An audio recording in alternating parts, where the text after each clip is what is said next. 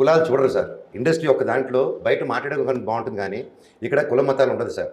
ఇక్కడ మీరు బయట ఒక 10,000 20,000 కావాలంటే my fellow Chowdary give me 10,000 50,000 అంటే ఆడు ఇవ్వడు. ఫెలో రెడ్డి ఫెలో ఇది అంటే ఎవరు. సో అది అలా రాదు సార్. అది ఈ రోజుల్లో 10,000 వాళ్ళన్నా ఫ్రెండ్ మీకు తెలుస్తుంది ఎలా ఉందో. అలాంటిది ఒక టాలెంట్ చూసి ఆడు బ్యాక్గ్రౌండ్ ఉన్నా లేకపోయినా కేవలం టాలెంట్ చూసి కొన్ని వందలాది కోట్లు కోట్లాది కోట్లు ఖర్చు పెట్టే గొప్ప ప్రొడ్యూసర్లు ఉన్న ఇండస్ట్రీ సార్ ఇది. అండ్ ఇక్కడ వాళ్ళు చూస్తే ఇప్పుడు జనాలు కూడా ఇప్పుడు థియేటర్కి వెళ్తాం సార్ సెలబ్రేషన్కి, అందరు కలిసి చరుస్తాం, అందరూ విజిల్ చేస్తాం సార్.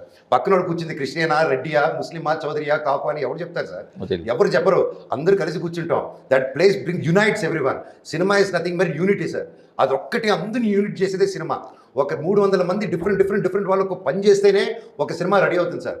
అంత గొప్ప ఇండస్ట్రీలో ఉన్నాం.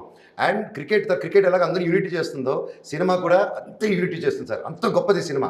దయచేసి ఏదైనా క్యాంపెయిన్స్ రన్ అయినా ఏదైనా సినిమాని క్యాస్ట్ని అంటగట్టకండి సార్.